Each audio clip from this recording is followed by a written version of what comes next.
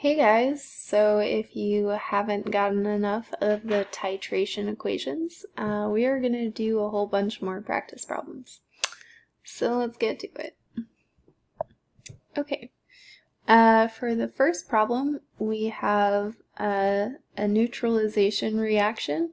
So we are going to use our equation from table T, which is our titration equation. We use this for neutralizing acids and bases because, again, we found that Ma times Va is the amount of moles of the acid, which when it is neutralized is equal to the amount of moles of base, which is Mb times Bb. So let's try the first problem. Just a quick note, we also updated that equation and we added moles of acid and moles of base to each side in case we have a polyprotic or polyhydroxy base, acid and base. So let's get started. So our equation looks like N of acid times our molarity of acid and volume of the acid, which equals our moles of base times the molarity of base and volume of base. So if we look at the problem, we see the concentration and volume of the base, and we can figure out the moles of the base. How many moles of hydroxide do you think we have? Again, I know this is the base because it has hydroxide, the OH in the back. So you should have that the moles of base is just 1 because there's only one hydroxide. For our acid, how many moles of acid do we have? You should have, that the moles of acid is also 1. Because there is only one proton in HCl. There's not a little subscript 2, it's just 1. So we have 1 mole of base and 1 mole of acid, which means you really don't need to write the N here because they're going to cancel out anyway and it's 1. But we're just going to leave it for now. So let's plug in all the rest of the information. I would like you to try to solve this problem on your own. It's asking for you to solve the concentration of acid. So you should be solving for Ma. And let's see if we get the same answers. This is what your setup should look like, where you just have X for your concentration of acid, and you have 1 mole of acid, 125 milliliters, 1 mole of base, a concentration of 0.1 molar base, and 54 milliliters of base.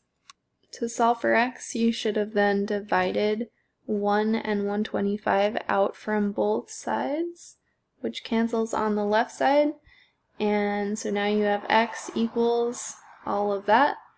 And your X you should have gotten as 0.04. Let's see, how many sig figs do we have? Only 1. So that would be the answer, 0.04. Again, we solved for molarity of the acid. That was our X. So it's 0.04 molar HCl, because that's our acid. Okay, try number 2 now for yourself. For the second problem, your setup should look like this, where again, because you're neutralizing, you're using the titration equation, and we have our hydrochloric acid. This is our acid because the H is in front. There's only one H, so my moles of the acid is 1. I know the concentration of the acid is 0.05 molar, and the volume of the acid is 25 milliliters. So I have all that plugged in. For the base, I know there's only 1 mole of base because there's only 1 hydroxide, and we don't know the concentration. That's our M that we're solving for. And we know the volume of our base is 345 milliliters. So then we just have to solve for X. To do that, you just divide by 345 and 1, because they're both next to x, which you're trying to isolate. And because they're being multiplied, you are dividing them, so that cancels. And you divide them on the other side as well. Again, you'll see that the moles cancel here because it's 1 to 1, so you really didn't need to write the n for these 1 to 1 problems, but it's just helpful to do it so that you know you always do it correctly. And so your x, you should get 0.0036. We are solving for the molarity of the base, so that's going to be capital M for molarity, and the base is called sodium hydroxide, NaOH.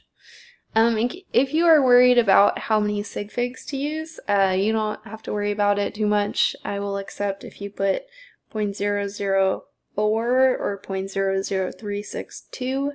I just am paying attention to sig figs.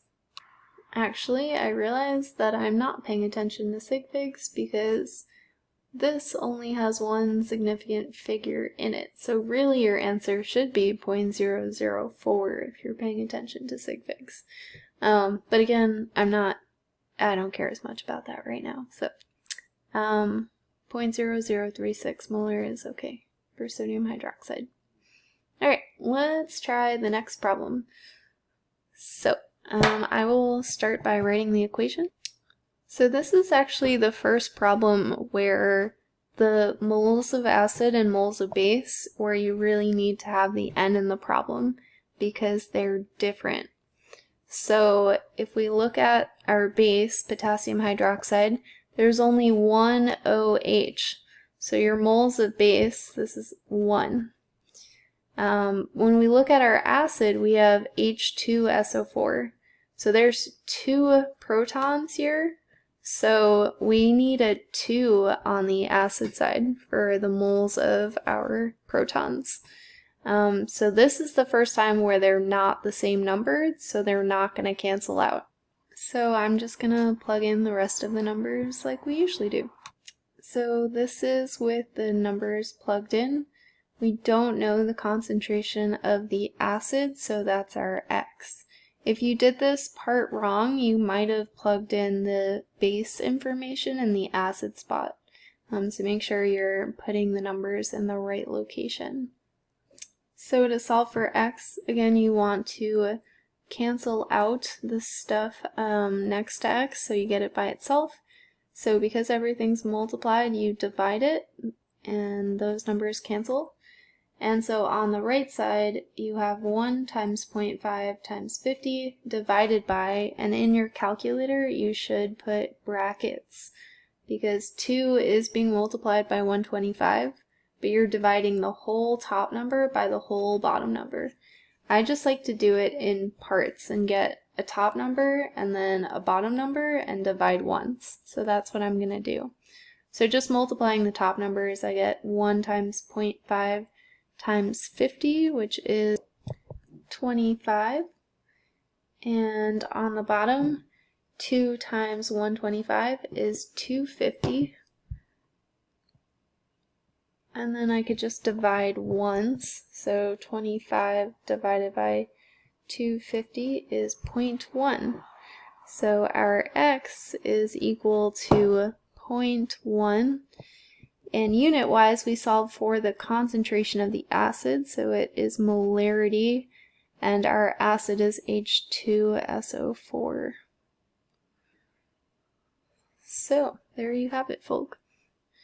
The last question we're going to do together is can I titrate a solution of unknown concentration with another solution of unknown concentration? So in all the previous problems, like for example for 3, like we just did, you knew the concentration of one of the substances, either the acid or the base, and you solved for the other. In problems where you had to solve for volume, it looks like none of these problems we solve for volume. You knew the concentration of both, but you didn't know the volume of one. The key thing is that you know all the information except for one variable in the problem. Like we knew everything other than this one concentration of the acid. And here we knew everything except for this concentration of the base. If you have two unknowns in one algebraic expression like this, like you don't know the concentration of your base and you don't know the concentration of the acid, you wouldn't be able to solve that because you can't have two unknowns. Like you can't have an x here and a y here. That wouldn't work. If you instead knew both concentrations but you didn't know both volumes, acid or base, that would be the same thing. You have to know everything except for one piece of information that's missing. So to answer number 4, no, you need to know at least the concentration of one of the solutions. So going back to I'm going to focus on me for a second. Going back to the lab that we did, where we had our titration equipment. So again, this is the burette, and this is the stopcock, and here we have our flask. So you had to know the concentration of what you put in the burette. It's okay to not know the concentration of what is in the flask, but we knew the volume of what was in the flask. So we had volume, we just didn't know concentration, and here we read the volume, the difference between where it started and where it ended, and we knew the concentration here. And of course we can figure out our moles of the acid and base because we know which acid and base we're working with. So again, there's just one piece of information that we didn't know, which was the concentration of the acid. So hopefully you get a better picture now that you've seen the demonstration and seen the use of the equations. I don't know why yeah. Okay. Yeah. So at this point, you should know a few things. The first thing you should know is how an Arrhenius acid and base is defined. An Arrhenius acid has a proton in it, and that's written first in the name. Arrhenius base has hydroxide, the OH, and that's written on the back end of the molecule. You should know what a polyprotic acid means, where it has multiple protons in it, and what a polyhydroxy base looks like, where it has multiple hydroxides. You should be able to use the titration equation to solve for neutralizing an acid or a base. And you should know what a titration looks like and how you can actually do it yourself. And you should be able to solve titration equations for polyprotic acids or polyhydroxy bases. And yeah.